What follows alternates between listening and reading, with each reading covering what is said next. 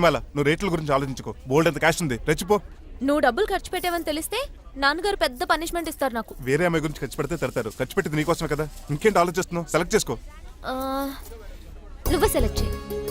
కార్లు అయితే సెలెక్ట్ చేయగలుగుతాం కానీ చీరలే సెలెక్ట్ చేస్తాం. ఇది నిశ్చితార్థానికి, ఇది పెళ్లికి, ఇది ఫస్ట్ నైట్ కి, ఇది నెక్స్ట్ నైట్ కి. వెళ్ళి కట్టుకురా. ఏం చేస్తాం?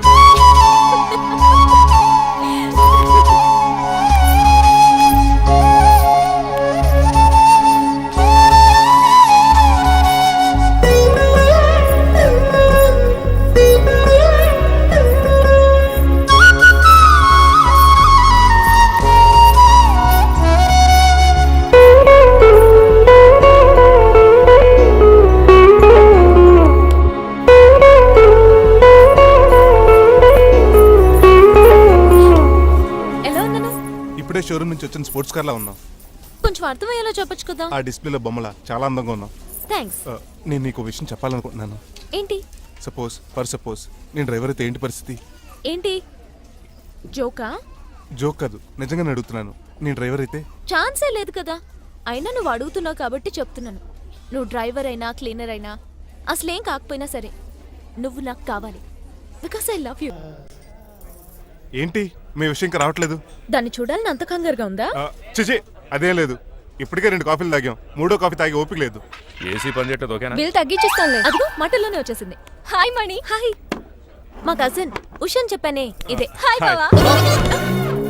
కొంచెం ఫాస్ట్లే, పెయింటింగ్స్ మాత్రం స్లోగా వేస్తుంటుంది. Of course. ఎలా ఉన్నాడే మీ బావ? అల్లరి నరేష్ కంటే అందంగా ఉన్నాడు. ఎందుకు పెద్దన్నలో ఉన్నారే? నా పెళ్లి హడావుల్లో ఉన్నాడే. వాట్? నీకు పెళ్ళా? ఎవరితోనే? చిట్టిరాజుతో. వాడితోనా? అవునే. ఆయన గారు మీ పెద్దనాన్నని 2 సార్లు కాపాడాడంట. నేను ఒక్కసారి పెళ్లి చేసుకోవాలంట. చిట్టిరాజ్ అంటే మీ కంపెనీ లీగల్ అడ్వైజర్ కదా? అవును, మోస్ట్ ఎక్స్పీరియన్స్డ్ చీటర్. వాడి వల్లే ఒకే ఫ్యామిలీగా ఉండే మేము 2 ఫ్యామిలీల కింద విడిపోయాం. ఏం చేశాడో ఏమో తెలియదు కానీ మా పెద్దనాన్న కంప్లీట్ గా వాడికి సరెండర్ అయిపోయాడు. కన్నింగ్నెస్ కి కేర్ ఆఫ్ అడ్రస్. ఆ స్టూపిడ్ ని నేను పెళ్లి చేసుకోవాలంట. అలాంటి సిచువేషన్ వస్తే ఆ మండపంలోనే నేను సూసైడ్ చేసుకుంటాను. అయ్యో, అంత పని చేయకు. నీకు నేను ఉన్నాను కదా. వద్దులే బావా, మా అక్క అన్యాయమైపోద్ది పాపం. ఓ సంబరపడిపోకు. నేను పెళ్లి చేసుకుంటాను అంటలేదు. ఆ చిట్రాజ్ దగ్గర సేవ్ చేస్తానంటున్నాను. ఆ హెల్ప్ చేసి పెట్టు బావా. నీకే పెయింట్ కావాలంటే ఆ పెయింట్ వేసి పెడతాను. నాకేం వద్దు కానీ నా జీప్ కి కలర్ పోయింది. చీదీనే అమ్మా, ఒక్క కనెక్షన్ కలవట్లేదు. ఏం సెల్ ఫోన్ లో ఏం తాగుడు మానేశాను రాఘబాబు. చచ్చిపోయిన మా పట్టాలు తాగుతున్నాను నేను. ఎక్స్క్యూజ్ మీ బాస్, మనకున్న అన్ని కనెక్షన్స్ లో ఏ కనెక్షన్ బెటర్ అంటారు? Illegal connection. ఎంత సడన్ గా బారకు తీసుకొచ్చి పార్టీస్తున్నాడు. డబ్బులు ఉన్నాయని? నా దగ్గర డబ్బులుంటే బారకు రాని తెలుసా? ఏ, మా ఇంట్లోనే బార్ ఉంటుంది. నా రూమ్ లో కూడా ఉంది. అయినా ఈ బార్కి ఎంత తీసుకొచ్చాను తెలుసా? నీతో మనసిప్పి మాట్లాడదామని. నేను ఎక్కువ అయితే బట్టలిప్పి మాడతాను. అదేదో తొందరగా చెప్పి. అవునరా, నువ్వు ఎంత డబ్బు ఎలా సంపాదించావు? మోసం చేసి. ఎవరిని? నీలకంఠాన్ని, రాజారావుని. మొదట్లో వాళ్ళ కంపెనీలో లీగల్ అడ్వైజర్గా జాయిన్ అయ్యాను. జీతం సరిపోయేది కాదు. కమిషన్లు కొట్టేద్దామంటే ఆ రాజారావు గడు వాడి కుక్కగానే ఎక్కువ అబ్జర్వ్ చేసేవాడు. అందుకే వాడి కుక్కనే ఉపయోగించి రామలక్ష్మణ్ లాంటి అన్నదమ్ముల్ని రిలయన్స్ బ్రదర్స్లో ఎడగొట్టేశారు.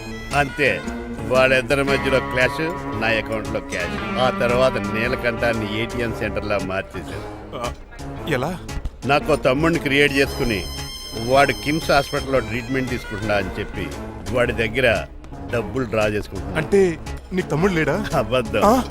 ఆహా, బుద్ధుడికి బోచెట్టు కింద జ్ఞానోదయం అయినట్టు నాకు ఈ బారన్ రెస్టారెంట్ లో జ్ఞానోదయం అయింది. నువ్వు మ్యాన్షన్ హౌస్ లో మ్యాన్వి, నెపోలియన్ కొరియర్ లో నెపోలియన్వి, జానీ వాకర్ లో జానీవి, కింగ్ ఫిషర్ లో కింగ్వి. టోటల్ గా నువ్వు పచ్చి తాగుబోతుంది. రవితేజ విక్రమార్కుడు అయితే నువ్వు అక్రమార్కుడివి. నువ్వు చిట్రాజు కాదు, చీటరాజువి. ఈ రోజు నుంచి నువ్వే నా గురువువి. రే రమణ, ఎక్కడున్నారా? ఇంకెక్కడరా, హోటల్లో పిండి రూపుతున్నాను. ఆ రుబ్బటం ఆపేసి నువ్వు అర్జెంట్ హైదరాబాద్ బస్ ఎక్కొచ్చాయి. దేనికిరా? నీతో చిన్న పని పడింది, వచ్చాక చెప్తా. సర్లే. హాస్పిటల్లో ఉన్న మీ తమ్ముడి కండిషన్ ఎలా ఉంది? ఐసీయూకి షిఫ్ట్ చేశారండి. ఏంటి, సీరియస్ అయిందా? ఆడితో డాక్టర్ కూడా సీరియస్ అయ్యాడండి. ఎందుకని? హాస్పిటల్ బిల్లులు కట్టలేదని. బిల్లు గురించి ఒరే ఒకటి కట్టేవాడినే ఉన్నాను కదా. డాడీ, ఏంటమ్మా ఈ పెయింటింగ్ ఎలా ఉంది? దిష్టి బొమ్మలా ఉంది. ఇంటి ముందు పెట్టు. ఎవరిది? మా డాడీది. ఆ ఫోన్ కింద ల్యాండ్ ఫోన్ అండి. పద. హలో నీలకంఠ గారా, how are you? Who are you? మీ కిమ్స్ హాస్పిటల్ నుంచి మాట్లాడుతున్నాం. మీ లీగల్ అడ్వైజర్ చిట్రాజు గారికి గుడ్ న్యూస్. గుడ్ న్యూస్ రా, ఏంటది? వాళ్ళ తమ్ముడు ట్రీట్మెంట్ కోసం ఇంకా డబ్బులు ఖర్చు పెట్టలేదు. ఆరోగ్యశ్రీ పథకం కింద ఫ్రీ ట్రీట్మెంట్ ఏమైనా చేస్తున్నారా? కాదు, పోస్ట్ మార్టం చేస్తున్నాం. పోస్ట్ మార్టమా? What happen? వాళ్ళ తమ్ముడు చచ్చిపోయాడు. ఏంటి నిజమా? జోకులేట్ అని మీరు ఏమన్నా నా ఫ్రెండ్ బామర్దా? ఇదే విషయాన్ని ఫోన్ చేసి చెప్దామంటే ఆయన ఫోన్ టెంపరీ డిస్కనెక్ట్ అని వస్తుంది. పాపం బిల్లు కట్టలేదు అనుకుంటా. ఆయన అడ్రస్ చెప్తే డెడ్ బాడీని డెలివరీ చేస్తాం. అతను అడ్రస్ అక్కర్లేదు, నా అడ్రస్ చెప్తాను, బాడీ ఇక్కడికి డెలివరీ చేయండి. మీ అడ్రస్ అయితే నాకు తెలుసు, చెప్పక్కర్లేదులేండి. Very good. ఏంటండి డెలివరీ అన్నారు, మాకు తెలియకుండా సెకండ్ సెటప్ పెట్టారా? కష్టాలు కన్నీళ్లు మనుషులకు కాక చెట్లకి పుట్లకి తేనె పట్లకి వస్తాయా చిట్టిరాజు? ఎఫ్ఎం రేడియోలో యాంకర్లా పిచ్చి పిచ్చిగా మాట్లాడారేటండి. అసలు ఏం జరిగింది? ఐసీలో ఉన్న మీ తమ్ముడు చచ్చిపోయాడు చిట్టిరాజు, చచ్చిపోయాడు. నాకు అసలు తమ్ముడే లేడండి.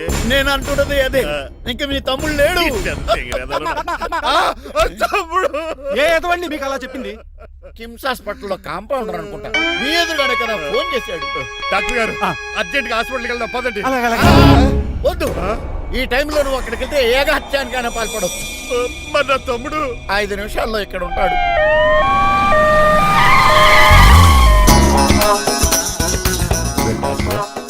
ఎవడు వీడు? మీ తమ్ముడు కాదు కదా? భయంకరమైన షాక్ తోటి తమ్ముడు అని మర్చిపోయి కన్నీళ్లే రావట్లేదు. సారీ రా చిట్టిరాజు, మీ తమ్ముడు పోయాడు నాకు ఇప్పుడే తెలిసింది.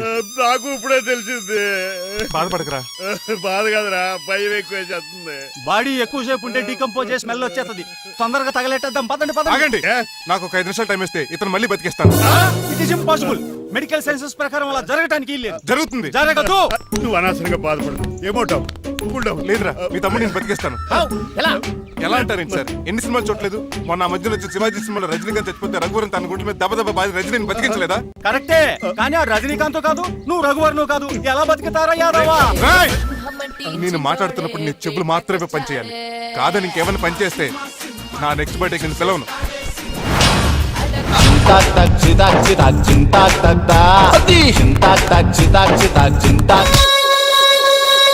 మిరకిల్, అద్భుతం. హృదయం కరిగించి వెళ్ళకే మరు హృదయం అది నిన్ను వదలదులే. నీ అబ్బా కౌగులించుకోవాల్సింది నన్ను కాదు. ఇదేంట్రా నడిపేస్తున్నావు? నిన్ను చూసి నీ ఆనందంలో ఎంత గట్టిగా కౌలించున్నానో తెలియట్లేదా? అలాగా దా ఇంటికి వెళ్ళి మాడుకుందాం. మనకి ఇల్లు ఎక్కడ ఉంది? నా ట్రీట్మెంట్ కోసం ఎప్పుడు అమ్మేవు కదా. అదే ఇంట్లో ఇప్పుడు అద్దెకుంటానులే. దా. ఈడొకడు ఎందుకు వస్తాడు ఈడికే తెలియదు. ఎందుకు సార్ అరిశారు? నీ తమ్ముడు ఎక్కడికి వెళ్ళడానికి వీల్లేదు, నా ఇంట్లోనే ఉండాలి. మీకు ఎందుకు సార్ అంత శ్రమ? శ్రమే ఉందా? నువ్వు నా కాబోయే అల్లుడు, ఇతను నీ తమ్ముడు, నా ఇంట్లో ఉంటాడు. కమా. హలో? ఆరోగ్యం జాగ్రత్త నాన్న. పంచరైందా? వస్తున్నా. నేను కూడా ఉంటాను చిట్టిరాజు. అలాగే. ఎవరి తమ్ముడు ఎక్కడి నుంచి వచ్చాడు? హాయ్, ఏంటి అలా చూస్తున్నావు? వడాఫోన్ చోటా రీఛార్జ్ కార్డులో ఉన్న ఎవడరా నువ్వు? మా బాసు. మా బాసు లేదు, మధ్య పులుసు లేదు. వెళ్ళా. మీరు చాలా డల్ గా ఉన్నారు. అసలు ఏం జరిగిందో నేను తెలుసుకోవాలి. టెల్ మీ, కమాన్. నేను ఈ నీలకంఠానికి లేగలేడు వజర్ని. ఆ. నాకు అసలు తమ్ముడే లేడు. ఆ. ఆడు ఇప్పుడు డెడ్ బాడీగా ఎంటర్ అయ్యాడు. ఆ. వాడు నా ఫ్రెండ్ జింతాకా జింతాకా జింతాకా అని బతికించాడు. ఇవన్నీ చక్కగా అంటే జరిగిపోయి. మీకు తమ్ముడు లేడన్నమాట. అవును. సడన్ గా డెడ్ బాడీగా ఎంటర్ అయ్యాడన్నమాట. నేను చెప్పింది నాకు చెప్తాడు. అంటే మీ ఫ్రెండే మీ తమ్ముడిని బతికించాడన్నమాట. అవును. వాడు హ్యాపీగా ఇంట్లో సెటిల్ అయ్యాడన్నమాట. అవునురా. ఇంత జరిగాక కూడా మీరు ఏం చేయట్లేదు సార్. ఏం చేయాలిరా? మీరేం చేయక్కర్లేదు, నేనే చేసేస్తా. ఏం చేస్తారా? తీసేస్తా. ఏం చేస్తా? బ్యాగ్ చెప్పు సార్. కసపగడి కజిల్లా అన్నాడు. ఒరే ఎవరు అక్కడ రండిరా. సార్ సార్ సార్, ఎవరు తీయనట్లేదు సార్. కనీసం మీరైనా తీయనియండి సార్. కొంచెం ఇలా తిరుగు. ఆ. బ్యాగ్ పక్క పెట్టు.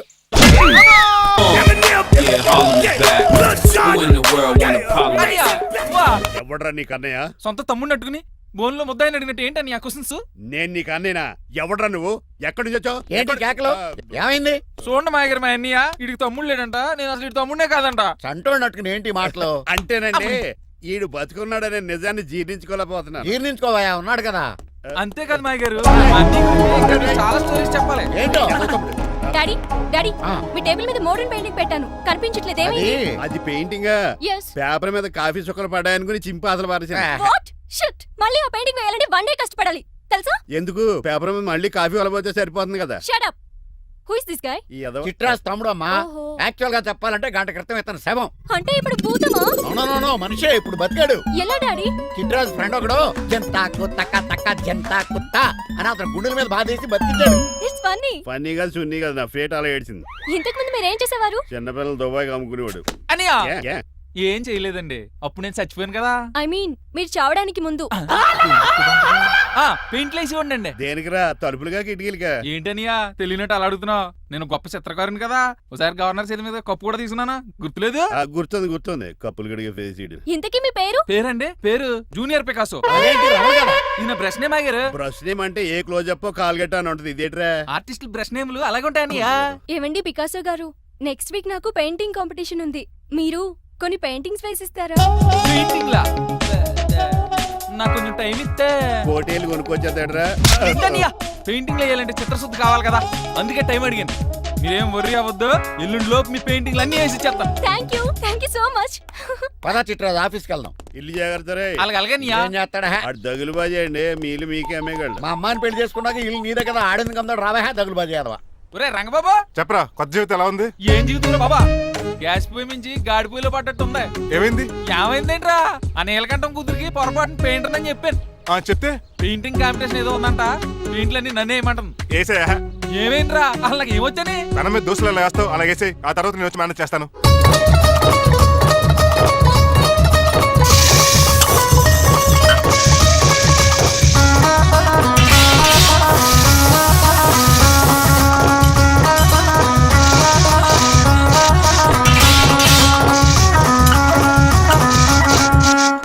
ఏంటి రంగబాబు ఎలా వచ్చావు? ఒకసారి మీ తమ్ముడిని చూసిపోదామని. ఎలా ఉన్నాడు?